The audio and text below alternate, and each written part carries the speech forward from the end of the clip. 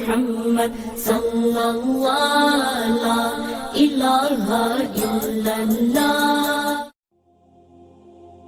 ناظرین گرامی، اس دنیا کی تاریخ میں کئی ایسے لوگ گزرے ہیں جن کی موت کو اللہ تعالیٰ نے لوگوں کے لیے عبرت کی نشانی بنا دیا۔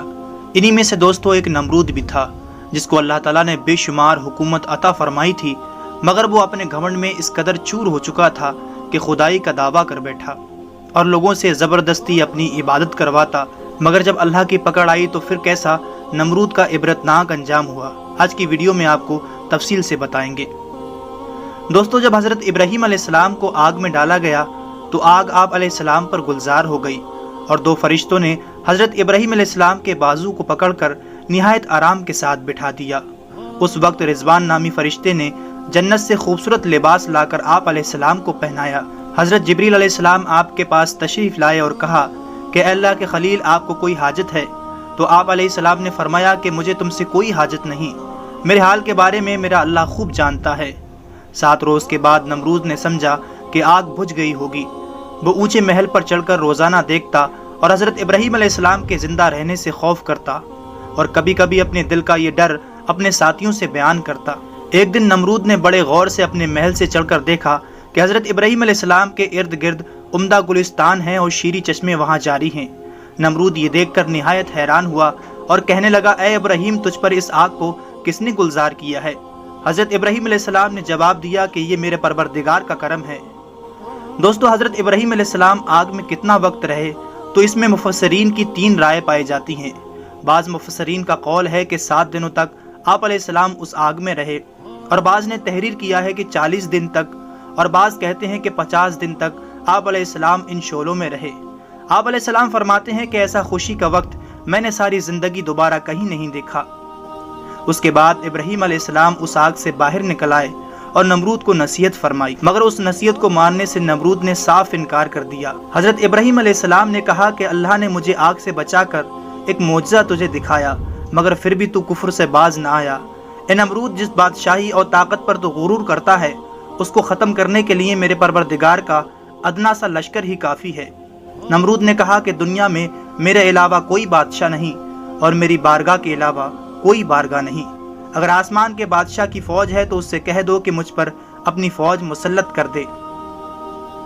تب حضرت ابراہیم علیہ السلام نے اللہ سے دعا کی اور حضرت جبریل علیہ السلام آئے اور کہا کہ نمرود سے کہہ دو کہ اس پروردگار کی فوج آ رہی ہے، یہ اپنی پوری طاقت لگا لے۔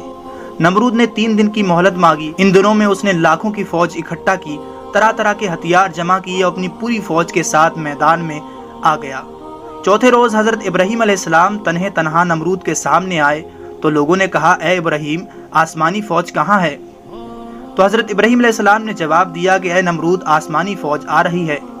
اتنے میں ناظرین ایک مچھروں کی فوج نمودار ہوئی، جس کی وجہ سے آفتاب کی روشنی چھپ گئی، آسمان پر اندھیرا چھا گیا۔ نمرود نے اعلان کر دیا اپنے فوجیوں سے کہ نقارہ بجاؤ، لیکن جب مچھروں کی آواز لوگوں کے کانوں میں پہنچی تو لوگوں کے ہوش اڑ گئے۔ ہر چھوٹا بڑا خوف الہی سے کانپ اٹھا۔ ایک آدمی پر لاکھوں مچھر لپٹ گئے، ایک دم اس کے شریر کا پورا گوشت اور خون صفا کر گئے اور خالی ہڈیوں کے ڈھانچے رہ گئے۔ یہ دیکھ کر نمرود بھاگ کر اپنے محل میں جا بیٹھا۔ اتنے میں ایک لنگڑا مچھر آیا اور اس کے ناک کے ذریعے اس کے دماغ میں داخل ہو گیا اور دماغ میں کاٹنا شروع کر دیا۔ اب ناظرین، نمرود کی یہ حالت ہو چکی تھی کہ کبھی وہ اپنے سر پر چپلے مارتا تو کبھی وہ اپنا سر دیواروں میں پٹکتا۔ دوستو، وہ بادشاہ جس نے خدائی کا دعویٰ کیا تھا، وہ بادشاہ جس کی بادشاہت کی کوئی حد نہیں تھی، وہ بادشاہ جس نے ساری دنیا پر ظلم ڈھائے، آج ناظرین اس بادشاہ کا یہ حال تھا کہ جب تک اس کے سر پر کوئی جوتے نہیں مارتا اس کو قرار نہیں آتا۔ جب دربار میں جاتا تو ہر درباری کا یہ معمول بن گیا تھا کہ اپنے جوتے اور چپلے اٹھا کر اس کے سر پر مارتا۔ سر میں مارنے سے اسے چند لمحے کے لیے قرار آ جاتا، لیکن اس کے بعد مچھر دوبارہ اس کے دماغ میں کاٹنا شروع کر دیتا۔ یہ چیختا چلاتا محل کی دیواروں سے اپنا سر پٹکتا، مگر اس کو قرار نہ آتا۔ آخر ناظرین 40 روز تک اس عذاب میں مبتلا رہنے کے بعد یہ عبرتناک انجام سے دوچار ہوا۔